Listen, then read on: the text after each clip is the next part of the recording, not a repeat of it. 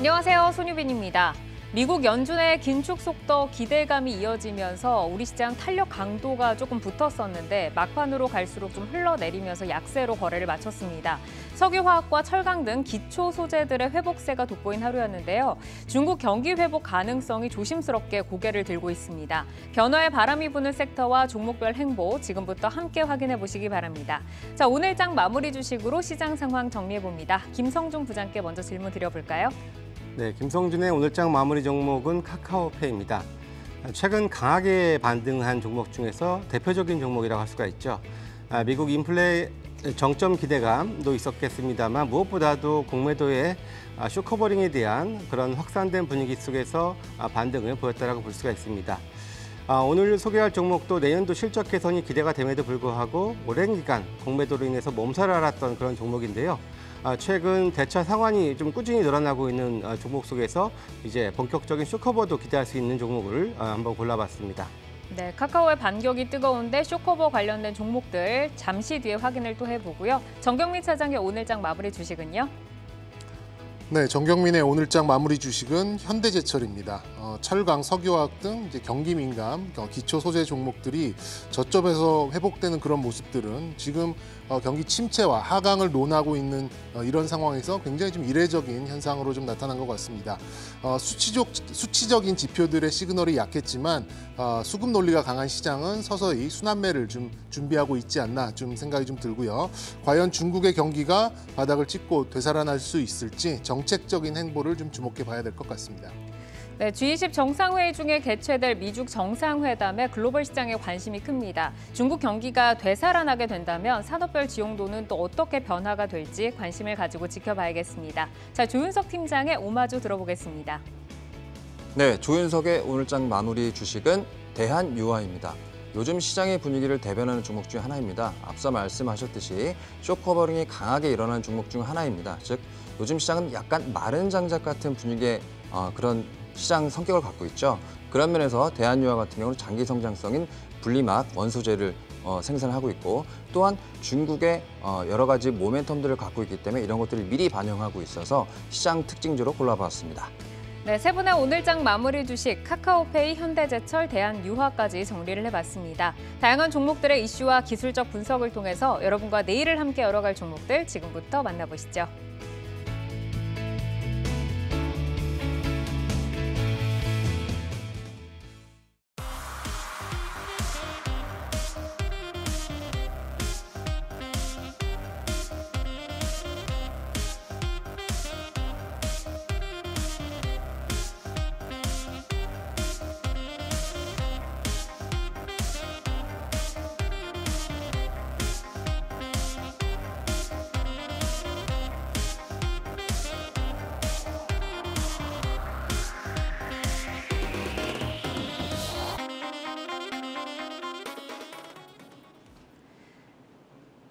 이슈를 통해 성장주와 주도주를 찾아보는 종목인 이슈 시간입니다. 오늘은 호황맞은 건설기계, 이번엔 우크라 재건 훈풍입니다. 국내 건설기계 빅3인 두산밥켓, 현대두산인프라코어, 현대건설기계가 북미와 유럽의 인프라 투자 중대, 그리고 네옴시티 프로젝트, 우크라 재건 이슈까지 이런 우호적인 영업 환경에 3분기 호실적 이후 향후 성장 기대감이 더 커지면서 관심을 받고 있습니다. 증권가에서도 연이은 호재에 목표가 상향이 이어지고 있는데요. 건설기계주가 지난달 3분기 호실적을 바탕으로 현대건설기계를 중심으로 현대두산인프라코어, 두산밥켓이 상승을 한 데 이어서 11월 들어서는 우크라이나 재건 이슈까지 더해지면서 여전히 우상향 흐름을 유지하고 있습니다. 우크라이나 재건이 21세기판 마샬 플랜이다라고도 불리고 있는데 과연 어느 정도 규모인지 정경민 차장께 먼저 들어볼까요? 네, 뭐 전쟁 복구라는 이제 그런 경제적인 규모는 사실 가늠하기는 어렵죠. 그래서 보도하는 언론에 따라서 뭐 500조다, 뭐 650조다, 뭐 많게는 1200조다, 뭐 이렇게 한 곳으로 굉장히 좀 다양하게 있는데 좀 상식적인 직접 복구 비용으로 봤을 때는 한 500에서 600조 정도가 그 정도의 전망이 좀 어울리지 않나 이렇게 좀 보여지고 있고요. 이는 뭐 대부분 어떠한 방식이든 이제 나토 회원국 혹은 이 미국이 좀 참여하게 될 가능성이 높은데 대부분의 좀 이 비용은 나토의 지원금으로 나토 가입 공급을 앞둔 우크라이나가 좀 충당하지 않을까 이렇게 좀 보고 있고요. 사실 이 건설 기계 부분이 조금 개인적으로는 좀 자신이 없는 부분이에요. 일단 주식이 막연한 그런 이제 성장 가능성에 이제 투자를 하고 그게 어느 정도에 이제 반영이 되는 이제 그런 부분이라고 볼 수는 있겠습니다만, 우리나라에서는 어떤 기업이 어떤 식으로 참여하게 될지에 대해서는 감안해야 되는 뭐 스토리도 많고 뭐 굉장히 좀 많은 그런 연결고리가 있기 때문에 이게 어떻게 연결을 지어야 될지 뭐 개인적으로 좀 고민이 좀 많은데요. 역시 직접적인 복구 비용에 대해서는 뭐 발전소나 도로 이런 좀 SOC에 대한 전망이 좀 지배적으로 좀 볼 수 있는데, 직접 전쟁에 지원을 했었던 역시 나토와 또 미국 이런 관련된 기업들의 입김이 우선적으로 좀 작용할 수 있겠고, 그렇다면 우리는 이제 방산 무기를 수출했던 이제 그런 전략을 통해서 생산력이 뒷받침되고 또 빨리 대응을 할 수 있는 그런 역시 이 건설 기계 쪽이 그나마 부각이 되면서 최근에 동반 강세가 연출되고 있다. 이렇게 좀 전망을 해드릴 수 있겠습니다. 네, 사실 우크라이나 재건 테마주는 이슈가 좀 있을 때마다 형성이 됐었는데, 사실 종목들이 뭐 대형주부터 중소형주까지 중구난방으로 좀 움직였습니다. 그런데 이번에는 보면 수급이 상대적으로 수주 가능성이 큰 대형주에 좀 집중이 되는 것 같아요. 우크라이나 재건 관련주가 어떤 종목군들을 중심으로 특징적인 흐름이 나타나고 있는지 조윤석 팀장께 들어볼까요? 네, 대부분의 SOC와 인프라에 관련된 그런 종목들이 움직인다고 보시면 될 것 같습니다. 그중에서도 눈에 가장 많이 띄는 종목군을 보시게 되면 바로 기계와 전력 부분, 앞서 말씀하셨던 수주가 가장 가시화된 그런 기업들 위주로 지금 시장은 주목을 하고 있는 상황이고요. 대부분 굴삭기와 전력 부분이라고 보시면 될 것 같습니다. 이번에도 러시아가 우크라이나에서 철수할 때 해외선에서 대부분 기관 산업들을 파괴하고 떠났었죠. 이런 모습들을 보게 되면 시장은 직관적으로라도 인프라와 SOC 관련된 이런 부분들의 재건이 굉장히 빨리 이루어질 수 있다. 시장의 양적인 측면을 집중하기보다는 가시성 측면에서는 이게 가장 확실한 기업군과 종목이다. 이렇게 판단을 하고 있는 것 같습니다. 종목별로도 잠깐 보시게 되면 현재 가장 지금 유망하고 그리고 주가 상승세가 가장 높은 것들은 건설기계 쪽인데요. 현대두산인프라코어, 그리고 현대건설기계, 그리고 전력 측면에서는 현대일렉트릭, LS일렉트릭 등주를 들 수가 있을 것 같습니다. 하지만 여기서 잠깐 조금 아셔야 될 것들은 현대두산인프라코어가 건설기계 쪽에서 어느 정도 포지션의 매출을 갖고 있는지, 현대건설기계가 어느 정도인지 그걸 좀 참고하셨으면 좋을 것 같고요. 현대두산인프라코어의 구분이 된 사업보고서상의 내용은 건설기가 약 70%, 그리고 현대건설기계는 약 90% 수준이라는 점을 알고 계시게 된다면 앞으로도 대응하시는 데 조금 수월하지 않을까 판단합니다. 그러니까 회사가 건설 기계 테마에 있더라도 매출이 실제로 어느 정도나 차지하는지를 좀 확인을 하자라고 말씀을 해주셨습니다. 오늘 또 이제 중국 코로나 방역 완화 기대감에 석유화학과 철강주들이 오랜만에 기지개를 폈습니다. 뭐 경기 회복의 첫걸음인 이 테마라고 좀 볼 수가 있는데, 중국 시장이 회복이 될 경우에 건설 기계 산업인 어느 정도의 좀 영향을 받게 될지 조윤석 팀장께 이어서 들어볼까요? 네, 직접적으로 양을 잰다는 건 좀 무리가 있는 것 같습니다. 특히 얼마 전에 중국에서 발표된 것들을 보게 되면 부동산 경기를 좀 살리기 위한 여러 가지 각종 금융 정책들이 나왔었죠. 그러다 보니까 이런 건설 기계 쪽이나 혹은 화학 쪽이 지금 주목을 계속적으로 받고 있는 것으로 판단하고 있습니다. 그래서 중국 경기가 살아날 때, 즉 중국 경기 부양책이 나오게 되면 과거에 어떻게 움직였는지 주가 흐름을 한 면밀하게 좀 파악해 보셔야 될 것 같고요. 대표적으로 화학, 건설 기계, 그리고 철강 이런 것들이 대부분 움직였다는 것을 시장은 이미 인지하고 있기 때문에 이런 것에 베팅이 들어왔다. 이렇게 판단해 주시면 좋을 것 같고요. 하지만 중국 경기가 부양책이 쓴다고 하더라도 급속도로 회복하거나 혹은 주가가 V자로 반등하는 모습을 기대하기보다는 현실적인 모습을 조금 고민해 보시는 게 좋을 것 같기 때문에 아직까지는 조금 섣부른 베팅을 조금 자제하시는 것이 좋지 않을까 말씀드리고 싶네요. 그러니까 탄력이 높은 반등은 아직까지는 조금 기대하기가 좀 시기상조이기 때문에 조금 더 확인을 하고 들어가자라고 말씀을 주셨고요. 이제 대표 종목이라고 볼 수 있는 두산밥켓이나 현대두산인프라코어 그리고 현대건설기계, 이제 3분기에 호실적을 발표한 뒤에 증권가의 호평이 이어지면서 목표가가 상향 추세입니다. 근데 뭐 예를 들어서 푸틴 대통령의 반격하드라던가 글로벌 경기 침체라던가 이런 뭐 매크로 환경이 여전히 우호적이지 않은 것이 부담 요소인데, 이런 부분들을 어떤 시각으로 좀 대응을 해나가야 될까요, 정경민 네. 차장님?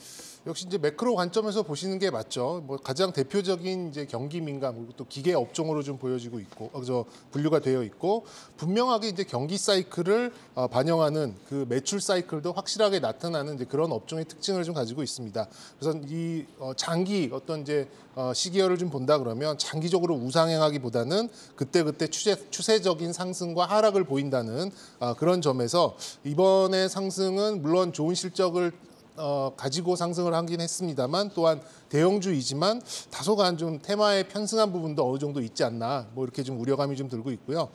실적도 이제 별도 기준으로 한번 좀 뜯어보실 필요가 있습니다. 생각보다는 별도 실적과 연결 기준에서 차이가 좀 크게 나고 있고 또 이제 건설 장비들의 이제 회계적인 특징으로 본다 그러면 실제 감가상각하고 회계적인 감가상각 차이가 크게 나기 때문에 소모품의 매출을 제외한다면 완제품의 매출은 일정 부분 매출이 나온 그 다음에는 좀 매출 절벽 현상도 가끔 나타나니까 이 부분도 좀 유의를 하셔야 될 것 같고요.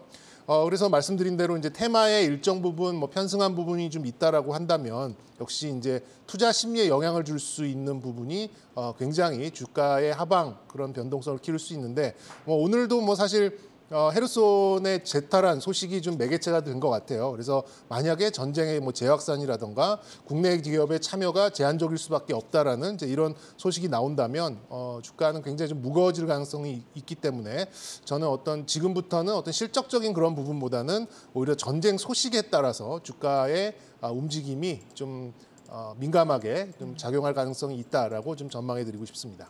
네, 이제 정세 변화에 조금 주목을 하면서 가자라고 말씀을 주셨는데 어쨌든 이제 테마를 타고 실적까지 주가가 움직인다고 하면 저희가 얼마나 매출을 좀 확보할 수 있는지 이 부분을 질문을 드려보겠습니다. 건설기계 중에서 최근 가장 핫한 종목이 이제 우선은 현대 두산 인프라코어라고 볼 수가 있는데 유럽 철거업체에서 지속적인 수주로 이미 영향력을 입증을 했고요. 우크라이나 재건 수주 가능성에 대한 기대감이 굉장히 좀 높은 상황입니다. 실제로 유럽 시장 경쟁력과 예상되는 수주 효과 팀장님께 들어볼까요? 네, 우선 유럽 쪽에 건설기계 점유율을 한번 보셔야 될 것 같습니다. 점유율 측면에서는 유럽 업체들이 60% 이상을 차지하게 되면서 대부분의 유럽 내에서는 내수 시장이겠죠. 그 내수 시장을 점유하고 있는 상황이고요. 그렇다면 현대건설기계, 현대두산인프라코어 등 대부분의 건설기계가 차지하는 유럽 매출이 어떤 것일까? 두산인프라코어 기준으로 따지게 되면 약 30% 수준이 유럽에서 매출이 나오고 있고요. 현대건설기계는 약 20% 수준입니다. 즉, 이 부분에서 업사이드가 발생한다. 이렇게 봐주시면 될 것 같습니다. 하지만 여기서 좀 중요한 이슈를 좀 따져보셔야 될 것 같은데요. 유럽 업체가 바로 1차 수혜를 받고 난 이후에 쇼티지가 나는 적극적인 환경이 조성이 됐을 때 국내 업체의 큰 수주폭이 확대가 될 것이라고 예상하고 있습니다. 또 한 가지 또 확인해 보셔야 될 것들은 지금 앞서서 말씀해 주셨듯이 이 재건 비용을 누가 될 것인가 하는 것들이 굉장히 중요한 이슈거든요. 당연히 우크라이나 그 자국에서 재건 비용을 대게 된다면 여러 가지 선택폭에 넓어지게 되겠지만 우크라이나가 아닌 나토의 비용으로 우선 될 것으로 판단하고 있기 때문에 유럽 업체가 우선 1차적인 수요로 예상이 되고 있습니다. 그 부분 좀 생각하시면서 앞으로도 투자 방향 설정하시는 게 좋을 것 같습니다. 이 재건 비용을 누가 되느냐 이 부분에 따라서도 좀 주가의 좀 향방이 바뀐다라는 말씀이시고 지금 이제 주가를 보면은 굉장히 좀 상승세 거침이 없었잖아요. 그래서 9월 말 연저점 대비해서 봤을 때는 무려 80% 이상 상승을 했습니다. 뭐 신제품 출시를 통한 라인업 강화라던가 뭐 4분기 성장성도 주목을 받고 있기는 한데 4분기 예상 이익 그리고 추가 상승 여력에 대해서는 팀장님 어떻게 보시나요? 네, 두산인프라코어의 분기 매출은 약 1조 정도, 그리고 영업이익은 약 700억 정도로 예상이 되고 있는 상황입니다. 연간으로 따지게 되면 내년에 약 4.6조 매출액에 3,600억 부근의 영업이익이 예상이 되고 있는 수준이죠. 그렇기 때문에 매출 성장성은 이어지긴 하나 급속한 매출 성장성이 지금 시장에 반영이 되어 있는 것은 오로지 주가뿐이다. 이렇게 먼저 말씀드릴 수 있을 것 같고요. 앞서 말씀드렸던 건설기계 매출이 전체 약 70% 수준이기 때문에 스퀴즈가 난 이후에 유럽 시장에서 성공을 반영하게 되면 이 부분의 매출액이 약 10에서 20% 정도 올라갈 수 있을 것이다. 우선 봐주시면 좋을 것 같고요.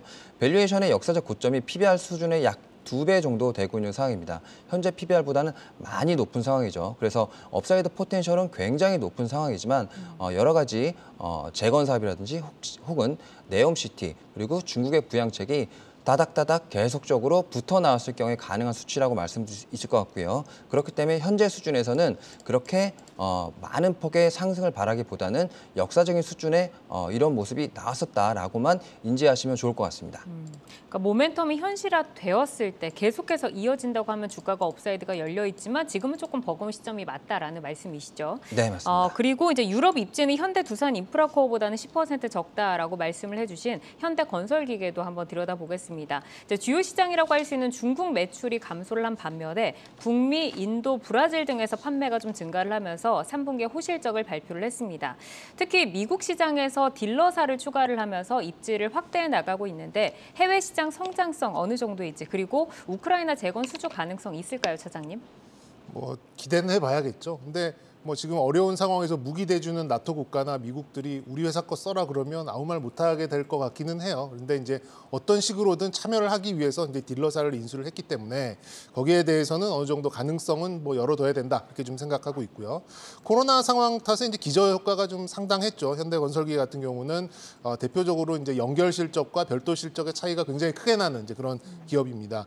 그래서 이제 또 인플레이션 확산 때문에 자원 강국으로 볼 수 있는 신흥국 위주로 많은 좀 직수출이 좀 있었고 말씀드렸듯이 이제 딜러사를 통해서 이제 약간 트로이 목마 같은 거죠. 이제 미국에 있는 딜러사를 통해서 우크라이나 혹은 뭐 네옴시티까지도 조금 확장을 해서 좀 볼 수 있는 부분은 어쨌든 뭐 가능성은 놓여 있다 이렇게 좀 볼 수 있겠습니다. 근데 국내 모든 기업들의 매출액을 합쳐도 2위인 일본의 코마츠, 1위인 미국의 캐터필라의 뭐 두 개 합친 거에 뭐 반의 반도 안 되는 수준이거든요. 그만큼 아직까지 이제 진입 장벽은 어느 정도 있다라고 좀 볼 수 있는데 이것도 바꿔서 생각하면은 그들을 공략할 수 있는 침투율을 좀 올릴 수 있는 여지는 아직 좀 남아 있다라고 좀 긍정적인 해석을 좀 드리고 싶습니다. 우크라이나 재건에 참여한다고 하더라도 이제 우리나라에 뭐 독점적으로 이렇게 줄 가능성은 없잖아요. 그런 것들을 봤을 때는 저는 그냥 단순하게 단편적으로 좀 봤을 때 현재 시가총액 2배 이상에 늘릴 정도의 어떤 뭐 이익의 증가라기보다는 역시 투자 심리가 지배하고 거기에 맞춰서 수급이 이것을 주가로 투영하는 이제 이런 테마적 성격의 속도감에 맞춘 그런 좀 모멘텀 투자로 인식을 하시는 게 지금 상황은 더 옳지 않을까 이렇게 좀 말씀드리고 싶습니다. 그러니까 이제 코로나 기저 효과로 실적이 서프라이즈가 났고 지금 뭐 투자 심리와 수급이 주가를 좀 끌어올리는 상황이다라는 말씀이신데 지금 이제 52주 신고가를 다시 썼잖아요. 그렇다면은 우리가 조금은 버겁게 보고 조정을 염두를 해봐야 되는 구간일까요? 네, 말씀드렸듯이 이제 모멘텀 구간이기 때문에 뭐 제가 여기서 이 현대건설기의 뒷다리를 잡고 싶진 않아요. 일단 실적도 나쁘지 않았고 뭐 더 확장할 수 있는 거리가 있다고 또 말씀을 좀 드렸고요. 그만큼 투자 심리는 뭐 당분간 어느 정도 유지될 수 있겠고 그리고 왠지 외국인하고 기관들이 저렇게 순매수 양쪽에서 해내면은 왠지 모르게 또 조금 더 좀 신뢰를 하게 되는 이제 그런 특징도 좀 있잖아요. 그래서 뭐 제가 볼 때는 한 4만 6, 7천 원대의 그런 메이저 주체들의 좀 공격적인 그런 매도만 없다면 저는 그냥 그래도 상승 쪽으로 좀 바라보고 싶고요. 여기에도 아무래도 지난번에 이제 저항선이 이번에는 어느 정도의 지지선 역할을 좀 해줄 가능성이 좀 높아서 저는 만약에 조정이 나온다면 이 4만 6, 7천 원 선 정도를 손절로 잡아 놓으시고 좀 기간 조정이 나왔을 때 공략을 해보시는 이제 그런 전략으로 접근하시는 게 어떨까 이렇게 말씀드리고 싶습니다. 네, 굉장히 가파른 상승을 보이고 있는데 지금의 시점이 아니다. 기간 조정이 나왔을 때 잡자라고 말씀을 해주셨고요. 팀장님께도 차트와 함께 설명 한번 들어볼까요? 네, 현대두산인프라코어 같은 경우 보시면 오늘도 굉장히 큰 폭의 상승을 했었죠. 하지만 이제 저항선 같은 경우는 반드시 좀 숙지를 하시고 지금 차트를 보시는 게 좀 좋을 것 같고요. 저항선은 좀 길게 좀 돌려보도록 하겠습니다. 지금 현재 2022년에 최고점 수준을 이미 돌파한 상황이죠. 그렇기 때문에 올해 저항선 물량은 지금 없는 상황이다. 그렇다면 언제쯤 물량이 가장 많이 터졌을까 고민해 보시게 된다면 바로 2021년 11월 정도의 물량이라고 봐주시면 될 것 같습니다. 바로 이 정도 물량이 단기적인 물량의 저항으로 보시면 될 것 같고요. 그렇기 때문에 9,500원 수준 정도의 저항선이 지금 강력하게 매물대로 포진되어 있다. 이렇게 봐주시면 될 것 같고요. 지지선은 의외로 심플할 것 같습니다. 지금 직전에 거래가 가장 많이 터졌던 바로 가격대가 바로 이때였죠. 그러면서 종가가 약 6,570원 정도였었는데 이 부분에서는 지지가 한번 될 것으로 판단하고 있기 때문에 신규로 매수하시려는 분들은 이 지지선을 보고 매수 진행하시는 것이 차트상으로는 좀 바로 해석하는 것이 아닐까 싶습니다. 그러니까 수급이 가장 많이 좀 들어왔던 정고점 구간을 지지선으로 좀 보자라고 말씀을 해주셨습니다. 자, 그러면 저희가 이제 대표주 이 세 기업이 있죠. 현대건설기계, 현대두산인프라코어, 그리고 두산밥켓까지 이렇게 이제 세 기업이 조금 중심적인 기업으로 꼽히고 있는데 이 가운데서 가장 좋게 보시는 기업을 한번 질문을 드려보겠습니다. 조윤석 팀장님께 먼저 질문 드려볼까요? 네, 세 종목 중 하나를 꼽는다는 게 조금 어려운 문제긴 한데요. 그래도 저는 현대건설기계를 우선 꼽아보고 싶다라고 말씀드리고 싶습니다. 우선 공통의 모멘텀은 다 똑같을 겁니다. 뭐 재건 외에 네옴시티 모멘텀도 있고요. 중국향 모멘텀도 내년에 좀 대기를 하고 있다. 이렇게 다 아실 수 있을 것 같은데요. 그렇다면 세 종목의 차이점을 어디서 찾을 수가 있느냐. 아까 전에도 말씀드렸듯이 이 굴삭기 부분의 매출이 전체 매출의 얼마 정도 차지하고 있느냐. 그것을 좀 봐주시면 좋을 것 같은데요. 전체 매출의 그 건설기계 매출의 비중은 약 90% 이상이기 때문에 순수한 건설기계 피어 플레이어라고 봐주시면 될 것 같습니다. 또한 현대건설기계 같은 경우는 다른 굴삭기 업체와 다르게 매출의 그 포지션도 높긴 하지만 종목의 즉 제품의 구성도 상당히 좀 다르게 되어 있습니다.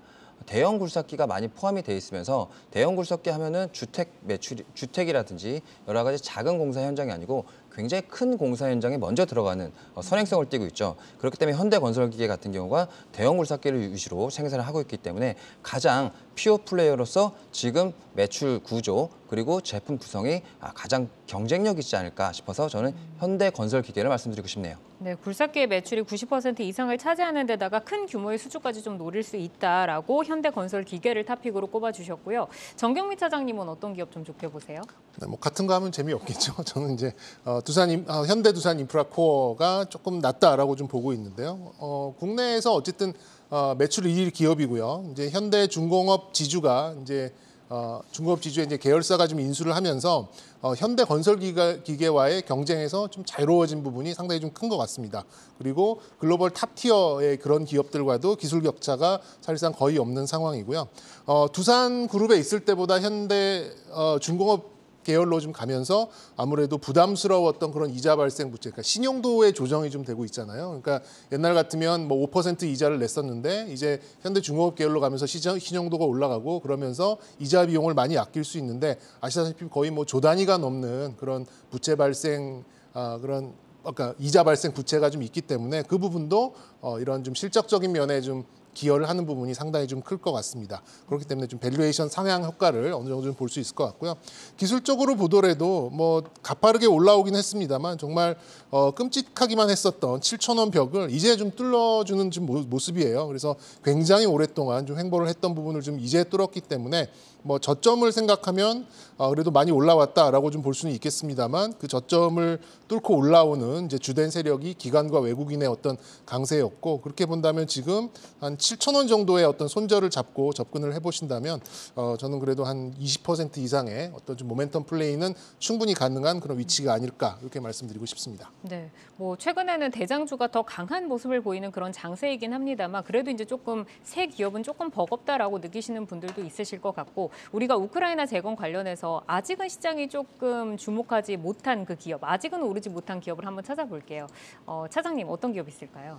저는 이제 우크라이나는 아무래도 이제 그 농업 지역이고 이제 전쟁이 끝나면 어쨌든 빨리 이제 그 농업 이 생산력을 좀 많이 올려야 되는 부분이 좀 있어요. 그래서 이제 농기계 쪽 대동이라는 이제 그런 기업을 조금 주목해 보고 싶고요.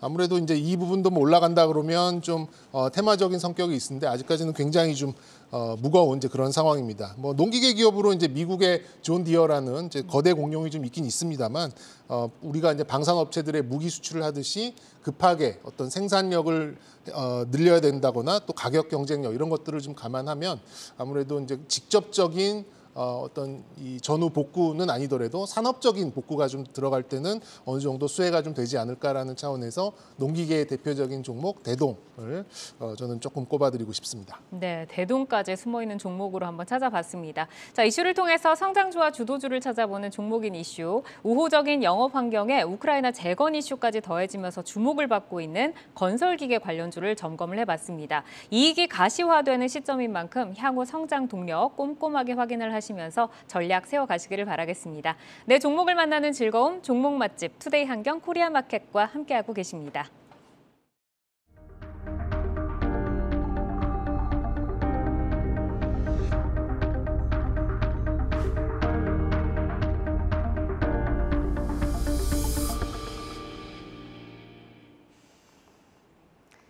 주식창 조회수를 통해 투자자분들의 관심 종목 만나보는 조회수 업앤다운입니다. 어떤 종목들 오늘 올라와 있는지 확인해 보겠습니다. 카카오 그룹주인 카카오, 카카오뱅크, 그리고 카카오페이 올라와 있고요.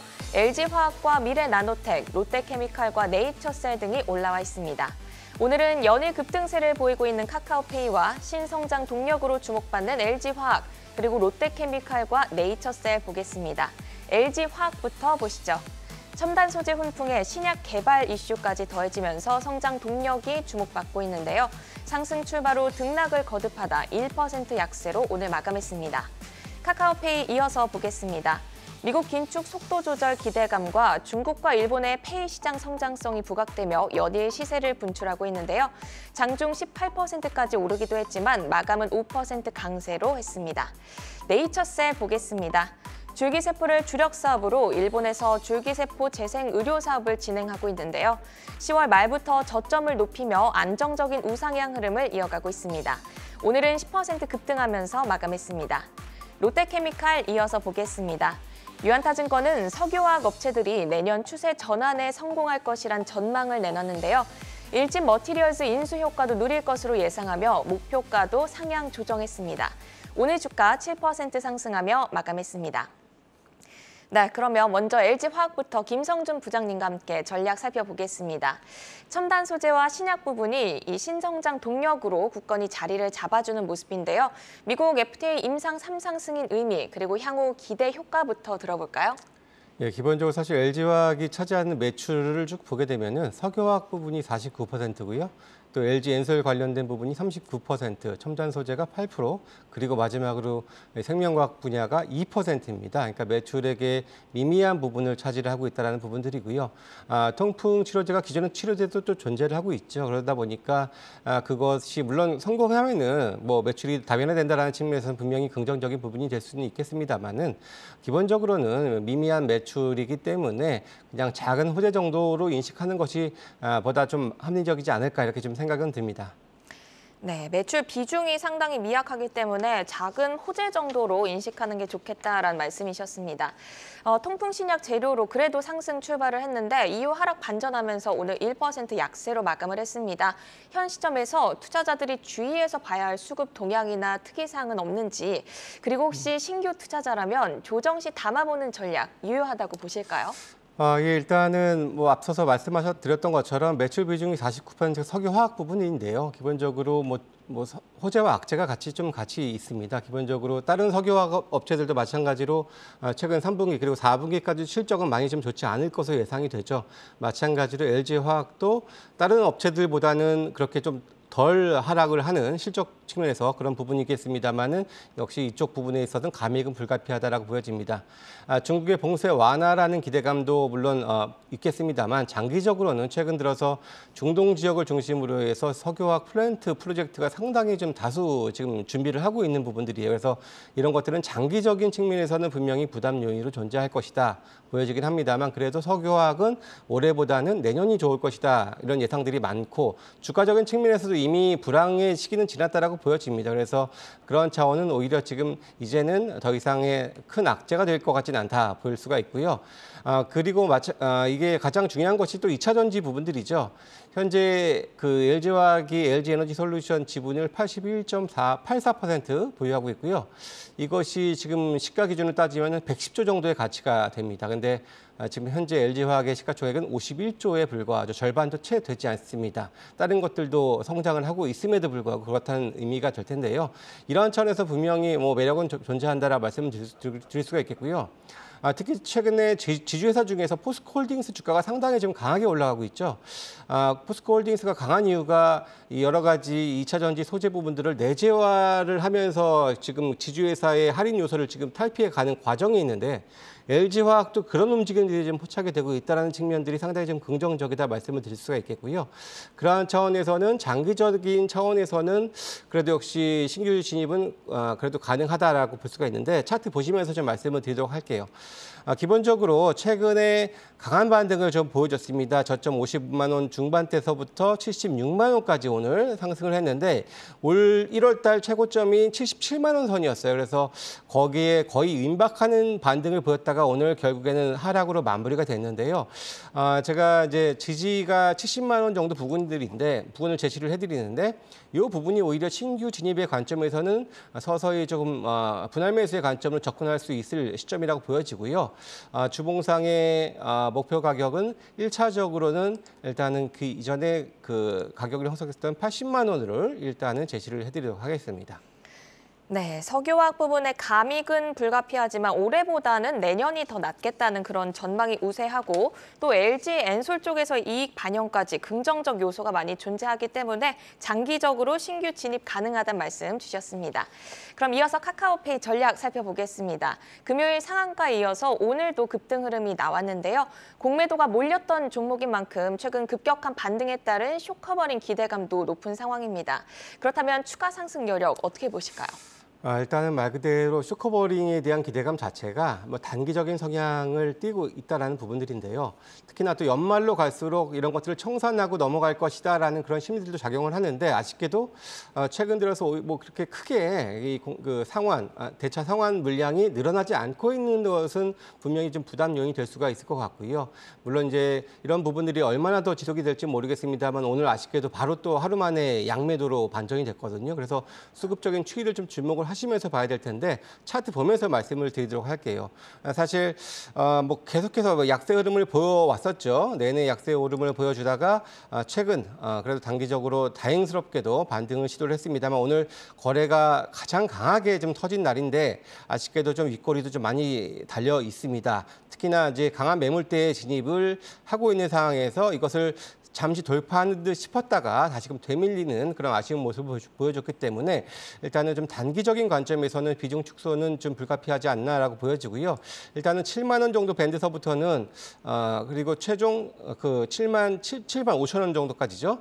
이 부분까지 해결이나 반등을 준다면은 그래도 어느 정도 비중을 좀 축소하고 다른 것으로 좀 관심을 갖는 것이 바람직하지 않겠나 보여지고요. 아직까지 흑자 전환이 좀 더 내년에도 작은 흑자 전환은 되겠습니다만 의미 있는 흑자 전환이 되기 위해서는 2024년을 기다려야 됩니다. 그렇기 때문에 조금은 피했다가 다시금 관심을 갖는 것이 좋겠다 이렇게 말씀드립니다.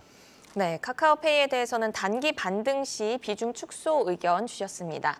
이어서 네이처셀도 보겠습니다. 2거래 연속 급등세를 나타내면서 22,000원대로 올라섰는데요.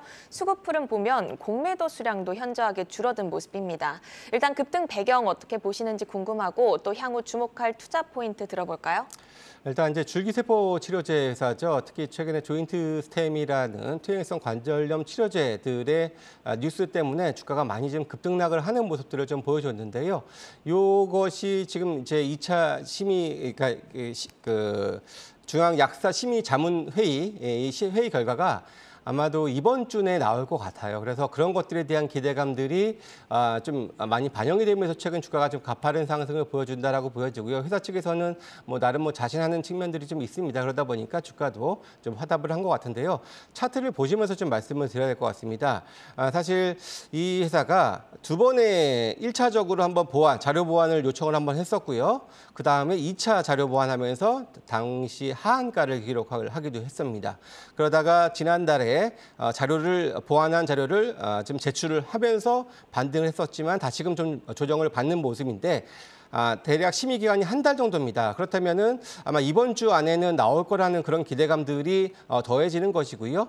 이런 것들이 정말 긍정적인 결과가 나온다면은 뭐 이제 기술 수출까지도 염두에 둔다라는 기사들도 있었는데 그런 것까지 뭐 이어진다면은 그래도 뭐 강하게 상승을 할 수 있겠습니다만은 요 기사 하나에 따라서 급등락을 보여줄 수밖에 없는 부분들이기 때문에 그런 점은 좀 유념하시고 접근을 하셔야 될 거라고 보여지고요.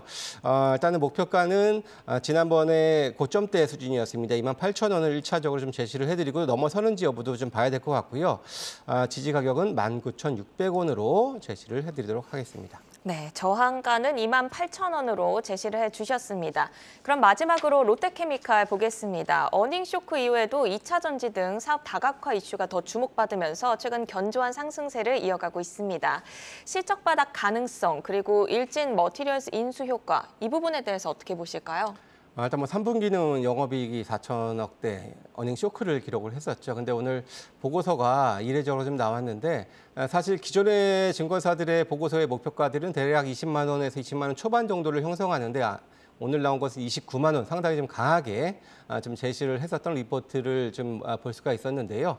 기본적으로 앞서서도 제가 LG화학 때 말씀을 드렸던 것처럼 석유화학 관련된 이 에틸렌 관련된 이런 그 부분들이 올 4분기까지는 적자를 면하기는 힘들겠습니다만 이미 지난 3분기보다는 많이 좀 줄어든 적자폭이 될 거라고 보여지고 2023년 내년부터는 본격적으로 회복이 돼서 관련된 분야에서도 한 7천억 정도의 영업이익을 달성할 수 있을 것이다라는 그런 이제 보고서 내용들이었는데요. 물론 좀 보고서 내용 자체가 좀 이제 업황을 상대적으로는 좀 좋게 평가한 측면들도 있겠습니다만은 그래도 내년도 일정 부분의 회복은 분명히 가시화될 수 있는 부분들이기 때문에 분명한 것은 최악의 시기는 지났다 이렇게 볼 수가 있겠고요. 일진 머티리얼스 인수 관련해서도 사실 올해 이 일진 머티리얼스가 동박 생산이 대략 한 5만 5천 톤 정도였는데 2027년도 22만 톤까지 늘리면서 공격적으로 좀 늘려가고 있는 부분들인데요. 이런 부분들의 또 추가 수주를 받게 되면은 롯데에서도 뭐 추가적인 또 설비 투자를 할 수 있을 거다라는 그런 코멘트들도 있었습니다. 그러면서 향후에는 2027년도에는 관련된 영업이익이 2천억대 중반까지 올라갈 수 있을 거다라고 보여지면서 일단은 사업 다각화를 한다라는 측면에서는 그래도 순수 석유화학 그런 업종보다도 플러스 알파의 요인은 분명히 존재한다 이렇게 좀 말씀은 좀 드릴 수 있을 것 같습니다. 네, 롯데케미칼이 외국인 매수세에 힘입어서 최근 우상향 흐름 유지하고 있습니다. 9월 말 전저점 대비 30% 이상 상승을 했는데요. 그렇다면 현 시점 밸류에이션이 어느 정도일지 그리고 가격 전략 함께 들어보겠습니다. 네, 일단 석유화학 업체들이 전반적으로 PBR 수준이 0.5 전후예요. 근데 마찬가지로 롯데케미칼 역시도 비슷한 수준에 현재 위치를 해 있습니다. 그래서 순수화학 업체들 주가 반등과 함께 같이 또 화답하는 주가의 모습을 보여주기도 했었는데요. 일단 기술적인 움직임 보도록 하겠습니다. 사실 일진 머티리얼스 인수 이후에 주가가 오히려 좀 안 좋은 흐름까지도 좀 보여줬었는데요. 뭐 특히나 뭐 자금에 대한 부담 요인들도 좀 많이 좀 얘기가 있었습니다만 최근에 그래도 안정적인 수급을 바탕으로 강한 반등을 좀 보여주고 있는 것이고 특히나 순수화학 업체 중에서도 눈에 띄는 흐름 보여주고 있습니다. 일단은 저항가는 21만 원 정도 선, 20만 원에서 21만 원 정도 선을 제가 말씀을 드려야 될 것 같은데요.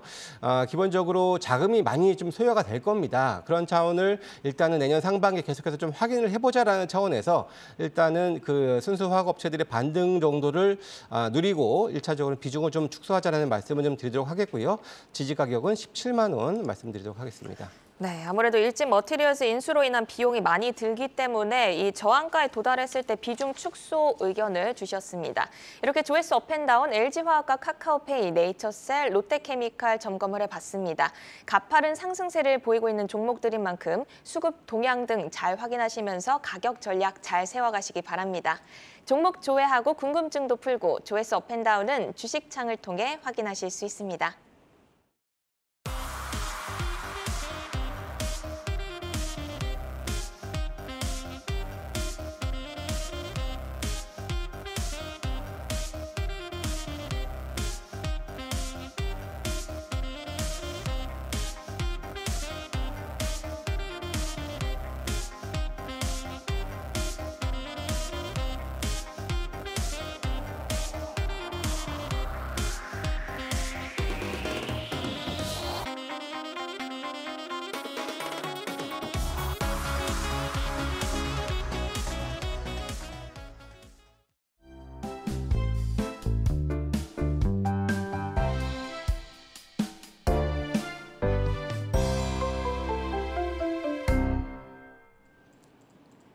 오늘 시장에서 울고 웃었던 다양한 종목 이슈들 만나봤습니다. 많은 종목들 가운데 내일을 여는 유망주는 어떤 종목이 될지 전문가 세 분의 내일을 여는 유망주, 내여주 확인해 보겠습니다.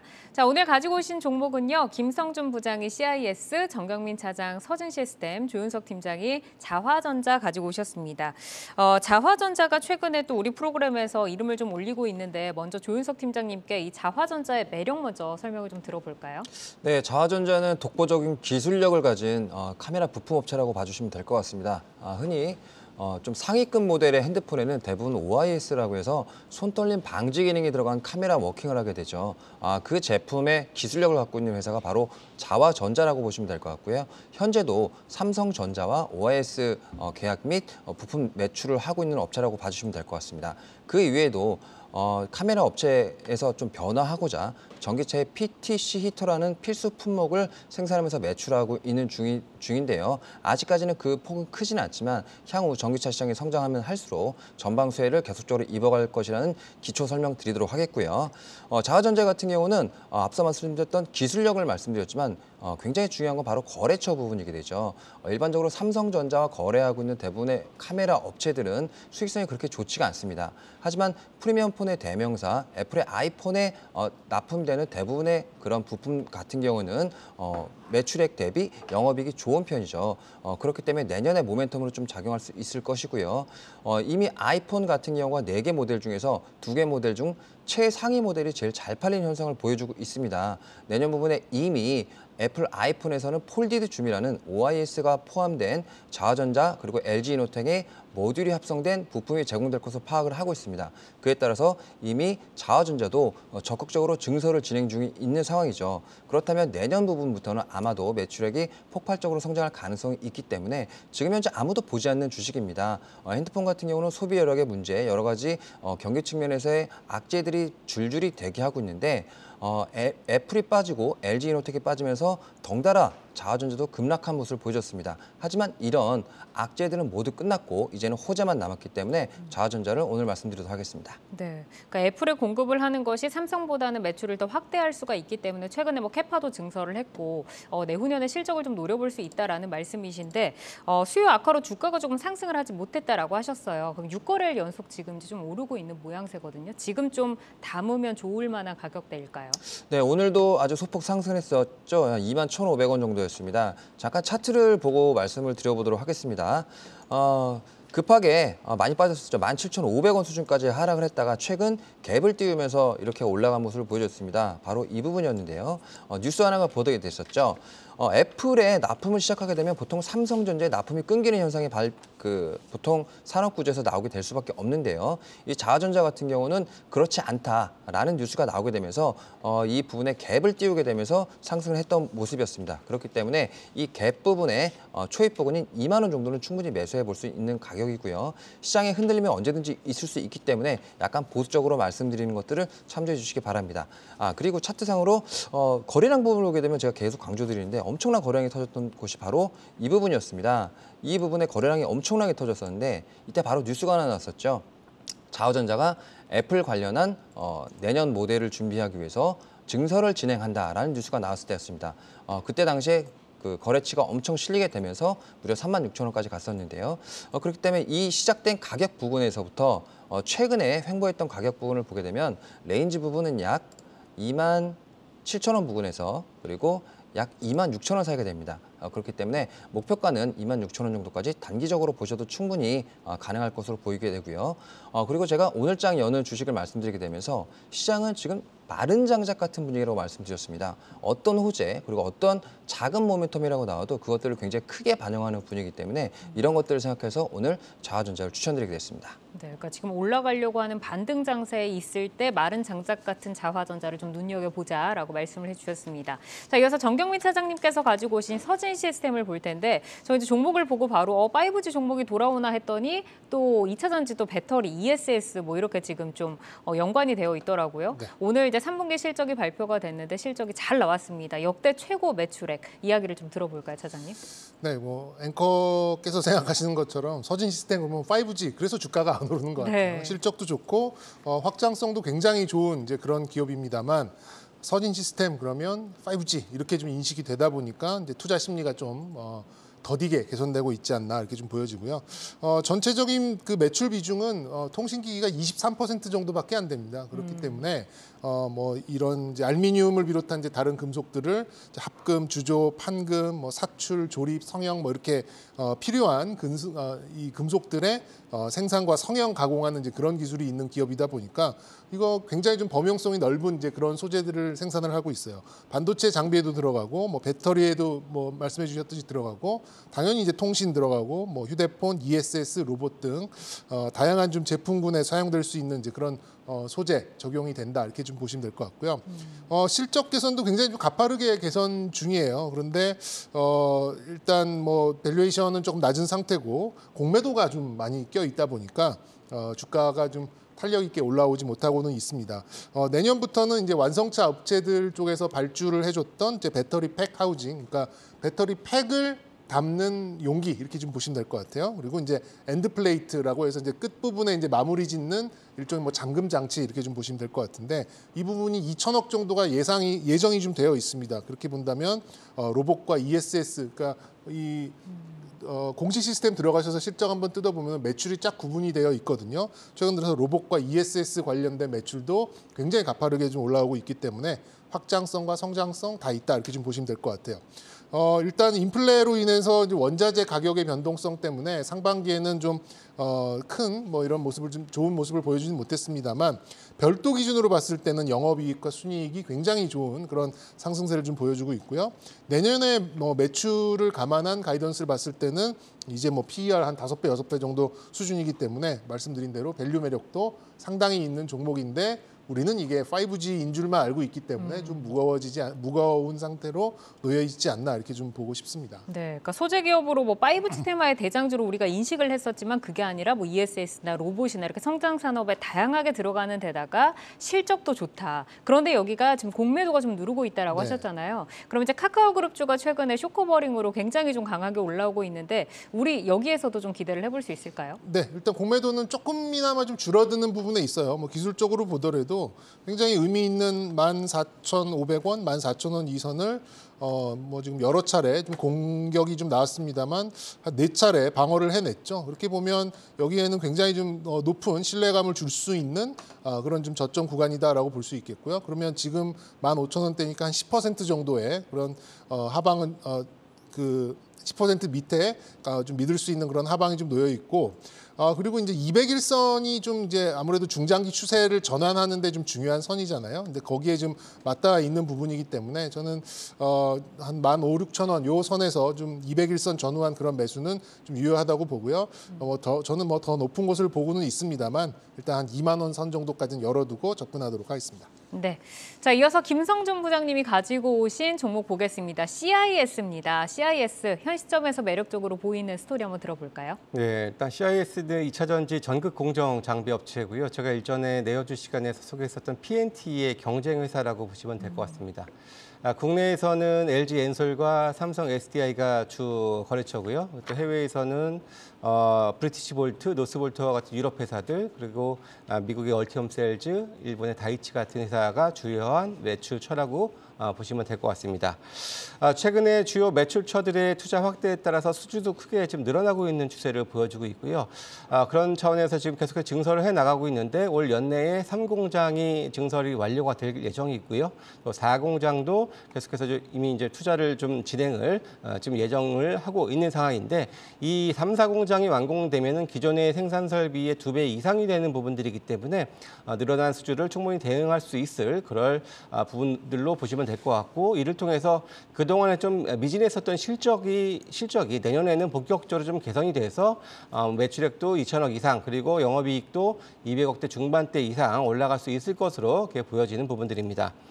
특히 이 자회사가 이제 CI 솔리드라는 회사가 이제 고체 전해질 관련된 그런 부분들을 지금 담당을 하고 있는 상황인데요. 최근에 이수화학이 이 황화물계 고체 전해질 연료를 지금 시험 생산을 앞두고 있다라면서 주가가 크게 지금 각광을 받고 있죠. CIS는 황화물계는 아니고 산화물계긴 한데 방식은 다르더라도 일단 그래도 그쪽도 충분히 서로 우리가 더 좋다라고 얘기를 해서 어느 게 더 좋다라고 제가 평가는 못 하겠습니다만 그래도 충분히 관련된 부분에 있어서 좀 그래도 각광을 받을 수 있는 부분들이 있고 지금 3분기 분기 보고서를 보게 되면은 또 관련된 매출이 소량이지만 좀 나오기 시작을 했거든요. 그래서 이러한 고체전해질 부분도 향후에 장기적인 성장의 모멘텀도 될 수 있다 이렇게 말씀을 드릴 수가 있습니다. 마지막으로 좀 매각 관련된 이슈인데요.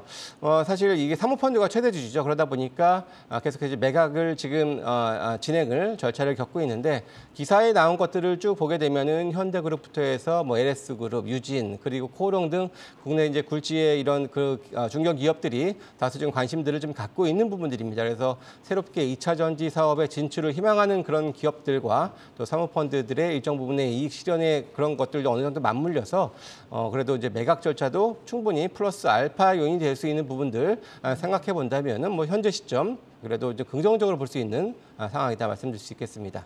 네, 그러니까 본업도 잘 해나가고 있는 데다가 매각 모멘텀까지 조금 노려볼 수 있다라고 말씀을 해주셨고 지금 차트상으로 보니까 오늘 61선을 터치를 하고 뭐 뚫지는 못했습니다. 그럼 가격 전략은 어떻게 좀 세워볼까요? 예, 사실 뭐 차트 보면은 여전히 좀 지지부진한 흐름들을 여전히 보여주고 있습니다. 사실 이 CIS가 누적 공매 수량이 한때 코스닥 1위였습니다. 1,000만 주가 넘었었는데 최근 대차 상한이 빠르게 증가하면서 840만 주대로 좀 줄어들었습니다. 그래서 아직까지 본격적인 시세는 나오고 있지는 않습니다만은 그래도 대차 상한이 이어진다는 것은 쇼커버링에 대한 기대감을 충분히 좀 해볼 수 있을 거라고 좀 보여지고요.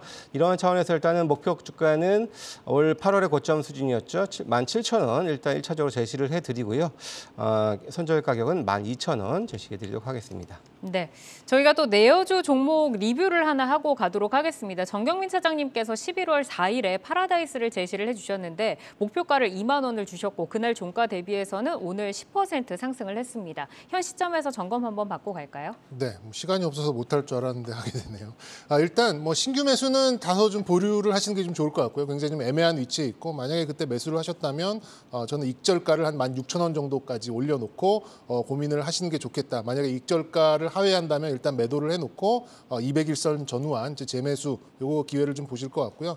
지금은 누가 봐도 깝깝한 구간이에요. 지금 16,000원부터 17,000원대까지는 정말 역사적 올해 들어서 계속해서 두들겨 맞고 밑으로 밀렸던 이제 그런 위치이기 때문에 아무래도 좀 한순간에 좀 뚫어내기는 좀 어려울 걸로 좀 보입니다. 하지만 아까 우리 건설기계 보듯이 기관과 외국인들의 수급이 좋기 때문에 이 지점을 어느 정도의 속도로 뚫어내는지는 한번 기대를 해볼 수 있으니까 익절가를 이탈하지 않는다면 보유의 영역을 그리고 신규 매수는 다소 보류 이렇게 좀 제안을 드리도록 하겠습니다. 네, 알겠습니다. 자, 오늘 투데이 한경 코리아마켓 내일 여는 유망주로는 조윤석 팀장의 자화전자, 정경민 차장의 서진시스템, 그리고 김성준 부장의 CIS를 만나봤습니다. 저희가 내어주에서 정말 많은 종목들을 매일 소개를 해드리고 있는데요. 사실 좋은 장에도 어려운 장에도 오르는 종목은 있는 만큼 우리가 평소에 종목에 대해서 조금 알아둬야지 그 기회를 잡을 수가 있습니다. 저희와 함께 하시면서 늘 내어주 종목들 공부를 해가시면 좋을 것 같고요. 그리고 방송이 끝난 뒤에 유튜브에 내어주 검색하시면 다시 보실 수 있으니까 놓치신 부분은 다시 한번 보시면서 전략 세워보시기를 바라겠습니다. 자, 오늘은 조윤석 SK증권 서초센터 팀장, 정경민 IBK투자증권 분당지점 차장, 김성준 하이투자증권 도곡 WM센터 부장과 함께했습니다. 세 분 오늘도 고맙습니다. 네, 내 종목을 만나는 즐거움, 종목 맛집 투데이 한경 코리아마켓 저희가 준비한 소식은 여기까지입니다. 오늘도 시청해주신 여러분 고맙습니다.